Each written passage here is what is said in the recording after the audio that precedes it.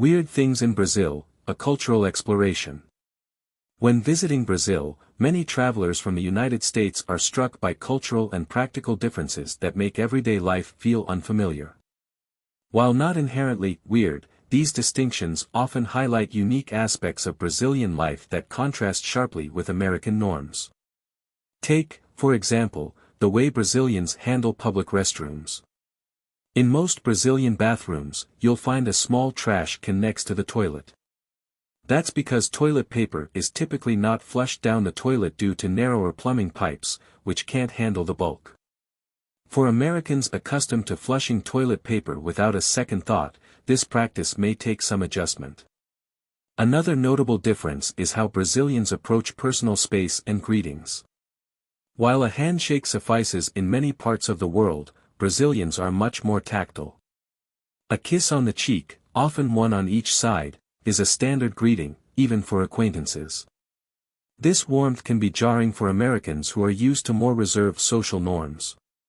Moreover, Brazilians tend to be exceptionally communicative.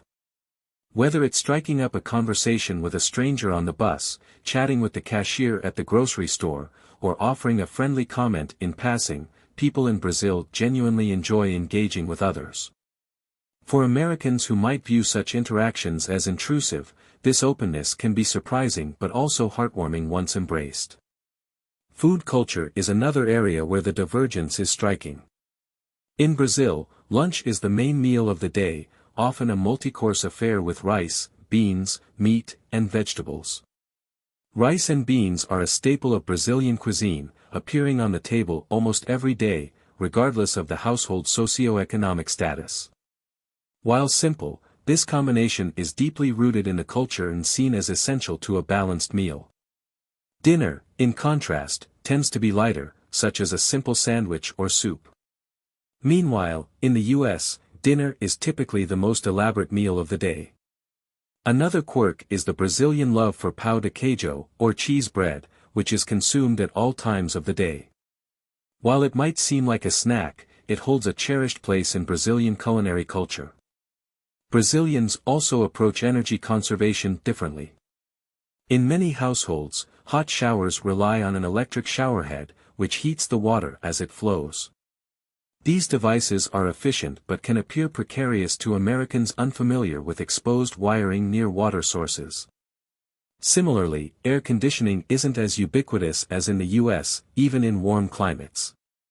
Brazilians are more likely to rely on ceiling fans or open windows. One surprising feature of Brazilian streets is the sheer number of speed bumps.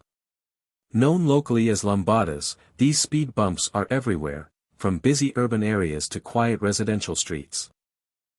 They force drivers to slow down, which helps improve safety, but for someone used to smoother roads in the US, they can feel excessive. One of the most charming oddities is how Brazilians celebrate birthdays. Instead of the birthday person receiving a party or gifts, they're often the host, throwing a celebration for their friends and family. The birthday cake cutting is a collective affair, with the host slicing small portions to ensure everyone gets a piece.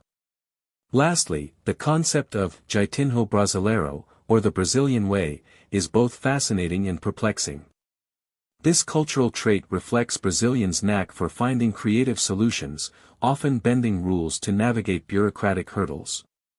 While it exemplifies resilience and flexibility, it can bewilder Americans who are more accustomed to rigid systems and procedures. Though these differences may seem unusual at first, they underscore the rich diversity of human culture. Embracing them can lead to a deeper appreciation for Brazil's vibrant way of life and its people's remarkable adaptability. After all, what's weird is often just unfamiliar, waiting to be understood.